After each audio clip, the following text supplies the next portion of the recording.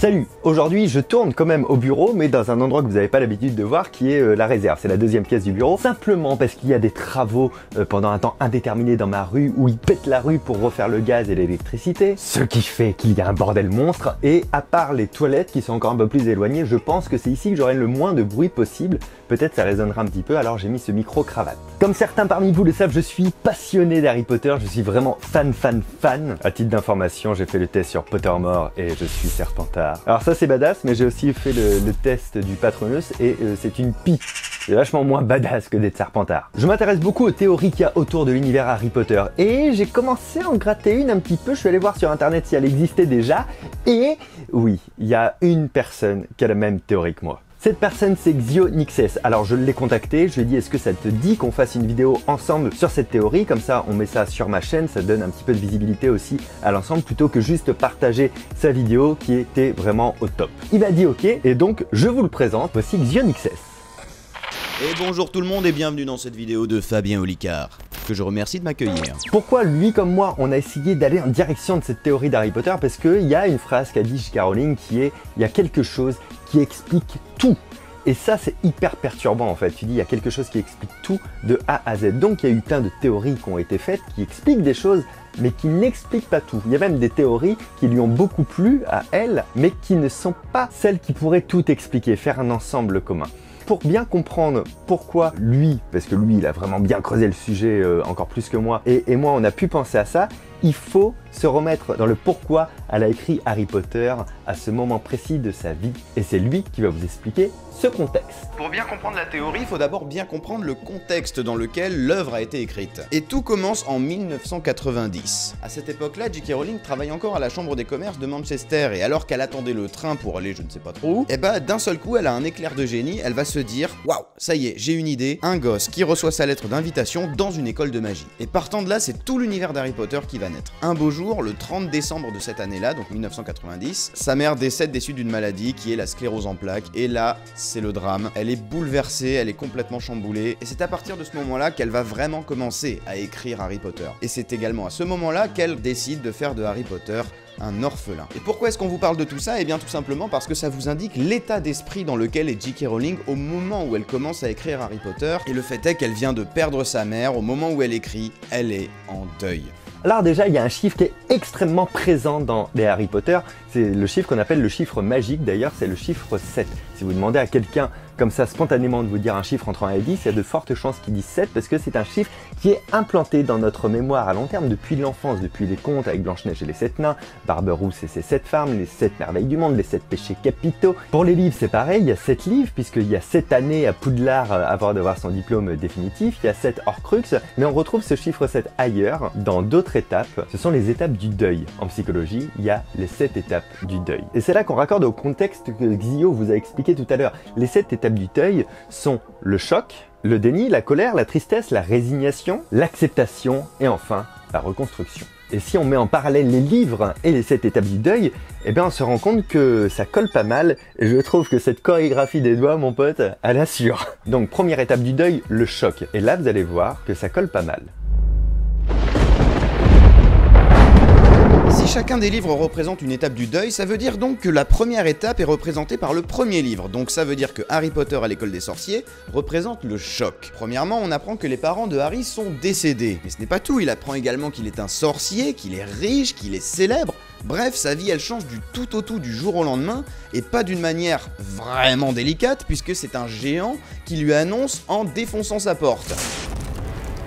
Niveau subtilité, on a quand même connu mieux. Et c'est exactement comme ça qu'on peut voir les choses, puisque la mort, quand elle survient, c'est toujours de manière brutale, on s'y attend pas, et complètement à l'image de Hagrid finalement. D'autre part, c'est aussi dans le premier tome que Harry fera la rencontre de Voldemort pour la première fois, donc c'est là, si on considère que Voldemort est une personnification de la mort, eh bien il va y être confronté pour la première fois, et pas sous n'importe quelle forme, puisque c'est la forme en fait d'un visage collé à l'arrière du crâne de quelqu'un d'autre. C'est une image assez choquante, assez répugnante, et ce qui conforte encore que le premier livre est en fait l'étape du choc. La deuxième étape du deuil, c'est le déni. Et dans la chambre des secrets, on voit bien que ça va être dur de retourner à Poudlard. Tout le monde veut l'en empêcher, soit lui dire qu'il y croit pas, il y a la phrase « il faut pas te bercer d'illusions ». Il y a Dobby qui fait tout pour qu'il ne retourne pas à Poudlard. Il y a évidemment son oncle et sa tante qui vont même mettre des barreaux à ses fenêtres, qui vont être arrachés ensuite par la voiture, qui ne veulent surtout pas qu'il aille à Poudlard. Il y a son oncle qui dit que tout ça, ça n'existe pas de toute manière. En fait, on lui met une certaine réalité en face, que tous ses rêves, que ceci, cela, ça n'existe pas, il faut dire non. Mais lui va quand même y retourner. Quoi qu'il arrive, il va faire en sorte de pouvoir y retourner. On est bien dans une étape de déni. Et puis c'est la deuxième fois que Harry Potter va voir en face Voldemort. Alors sous une autre forme, puisque ce sera Tom Jedusor. Et qu'est-ce que fait Harry? Il va en fait détruire la mort. Il va essayer du moins de la faire disparaître, de la détruire. Et c'est une forme de déni de faire ça aussi, de refuser le fait que la mort elle-même existe. Tous les éléments du tome 2 ramènent au fait qu'on est dans le déni. Dans Harry Potter et le prisonnier d'Azkaban maintenant, eh bien, comment commence l'histoire? Elle commence avec la visite de la tante Marge, qui va commencer à insulter grosso modo les parents de Harry, et ça va le mettre dans un état de nerfs qui va provoquer l'événement que vous connaissez. Puis Harry apprendra qu'il rôde dans les rues un espèce de meurtrier qui s'appelle Sirius Black, et qui est réputé pour avoir notamment tué les parents de Harry. Mais heureusement, à un moment donné, la vérité éclate. Sirius n'est pas vraiment l'assassin de ses parents, il s'agit en réalité d'un autre gars qui s'appelle Peter Pettigrew, et là, pour le coup, quand il se rend devant lui, Harry, encore une fois, ça le met en pétard parce que c'était leur ami et il les a trahis et ils sont morts à cause de lui quoi. Et si vous regardez vraiment bien au final, dès le début il est en colère contre sa tante Marge, puis ensuite il est en colère contre Sirius, puis ensuite il est en colère contre Peter Pettigrew, il est tout le temps vénère en fait le gars. Sachant qu'en plus il est aussi en colère par rapport à l'injustice que subit Buck qui va se faire exécuter alors qu'il a rien fait et que c'est un animal super sympa. Du coup Harry étant tout le temps énervé dans ce livre, on peut en déduire assez facilement finalement que le livre 3 d'Harry Potter, le prisonnier d'Azkaban, représente l'étape de la colère. Quatrième étape et donc quatrième tome, celui sur la coupe de feu, on a une grosse description sur la solitude d'Harry Potter au départ, sur le fait que tout le monde est contre lui, donc il se retrouve très seul. Il va aussi avoir la première vraie grosse dispute, souvenez-vous, entre Ron et Hermione. Et il y a beaucoup d'éléments qui nous, en tant que lecteurs, nous rendent tristes. C'est une toile de fond. On pourrait citer d'autres éléments, il y a le fait que Harry soit tombé très amoureux de Cho et que Cho, elle ne veut pas de lui. Il va aller au bal avec une autre cavalière, cette autre cavalière va le quitter en fin de soirée, donc c'est humiliation ultime quand même devant tout le monde, et puis la tristesse absolue qui fait une amorce d'ailleurs avec le retour de la mort, c'est quand Cédric Diggory va mourir à la fin, on a la tristesse de son père, on a la tristesse de tout le monde, on a la tristesse nous en tant que lecteurs, et tout ça avec le retour de Voldemort, donc on surpasse l'étape du déni et c'est assez annonciateur de l'étape de résignation. Mais la coupe de feu et la tristesse sont réellement intimement liées. Harry Potter et l'ordre du Phénix, qui représenterait donc la cinquième étape du deuil, la résignation. Parmi les étapes du deuil, la résignation, la cinquième étape, c'est vraiment l'étape dans laquelle la personne va prendre conscience que la mort est réelle. Elle va avoir vraiment ce retour à la réalité quelque part. Et ça, c'est très bien représenté par le retour de Voldemort. Dans ce livre, on a un Harry Potter qui va vouloir se battre contre Voldemort, qui va vouloir le combattre et qui va enchaîner les échecs. Tout d'abord, il veut faire partie de l'ordre du Phénix, mais on le lui interdit. Puis il va créer l'armée de Dumbledore pour combattre Voldemort un petit peu dans le dos d'Ombrage. Mais il va se faire prendre, encore un échec. Et enfin, il va essayer de se servir de cette armée de Dumbledore pour aller sauver Sirius Black, qui se trouve soi-disant au ministère de la Magie, sauf qu'en fait, c'était un piège de Voldemort. Encore un échec. Doublé en plus d'un événement dramatique, puisque à cause de lui, Sirius va mourir. Du coup, après toute cette succession d'échecs, comment ne pas être résigné à la fin? Et d'ailleurs, c'est totalement l'état d'esprit dans lequel est Harry à la fin du livre. Mais il n'y a pas que ça. Dans tout le livre, on insiste vraiment bien sur un point, la supériorité de Voldemort par rapport à Harry. Je m'explique. Si vous vous souvenez bien, dans tout le livre, Voldemort envoie des visions à Harry, dont il essayera de se débarrasser en suivant des cours particuliers avec le professeur Rogue. Cependant, il aura vite fait de se rendre compte que ça marche pas du tout et qu'il y arrive pas, et que Voldemort, quoi qu'il fasse, arrive à pénétrer dans son esprit. Et à la fin, Harry le sait, il est trop faible pour combattre Voldemort malgré tous ses efforts, rien à faire, il arrive pas à le battre, et il est résigné.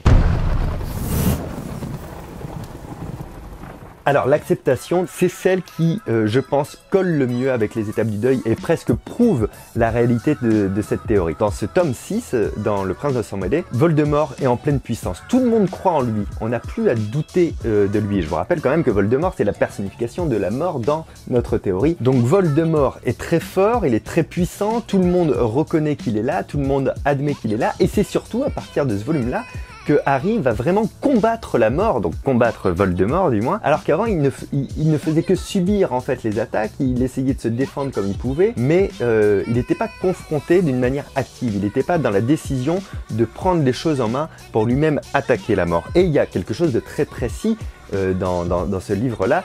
À un moment donné, Harry dit « Je ne reviendrai pas à Poudlard l'année prochaine ». Et Poudlard, on pourrait dire que ça représente en fait l'échappatoire qu'il a trouvé dans ce déni face à la mort. Ok, c'est son monde d'illusion. Donc là, en fait, il n'a plus besoin de ça. Il est en train d'accepter de ne plus retourner à Poudlard, qu'il n'a plus besoin de ça. Il est en train d'accepter de combattre la mort. Et tout le monde autour de lui, lui le premier, a accepté que Voldemort était présent, donc que la mort était présente. Mais c'est aussi dans Le Prince de Sang-Mêlé qu'on va découvrir l'existence des Horcruxes. Donc ça veut dire qu'il y a un moyen de vaincre la mort. Donc il y a un moyen de la combattre.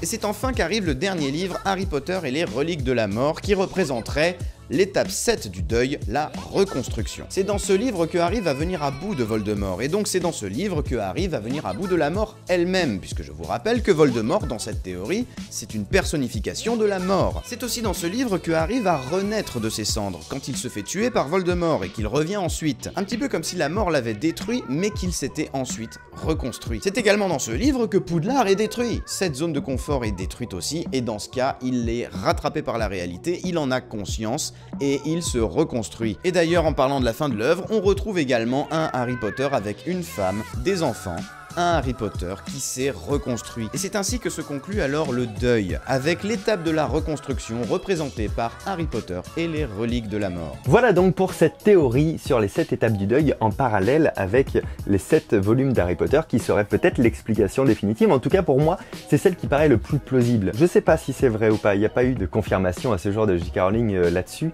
mais j'arrive même pas à imaginer comment on pourrait penser à autre chose maintenant que j'ai toutes ces clés là en main. J'espère que ça vous aura plu. C'est une vidéo bonus du lundi, mais vous avez remarqué en ce moment, les lundis et les vendredis, je sors des vidéos. En ce moment, je sors 3 vidéos par semaine. N'oubliez pas d'activer la cloche. Je suis actif en ce moment. Qu'est-ce que je voulais que je vous dise? Un grand remerciement à Xio pour le travail de ouf qu'il avait fait en amont. Je le remercie d'avoir accepté de partager ça avec moi. J'avais pas envie de faire une vidéo sans le citer. J'avais pas envie juste de partager sa vidéo non plus. On a fait ça ensemble. Il est super cool. Vraiment, je vous incite à aller visiter sa chaîne. Abonnez-vous.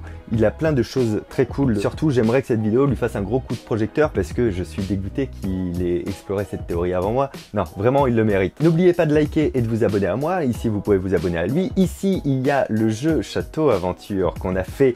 Cette vidéo est trop cool. C'est un des meilleurs montages de ma chaîne. On a tripé à mort avec Loïc, avec Micode, avec Margot, avec Duck7 et avec Céline H pour faire ça. Jetez un œil vraiment. Et ça, c'est juste ici le casse-tête que nous avons fait la semaine dernière, à savoir la Z-Box. Allez, portez-vous bien, à très bientôt. Ciao!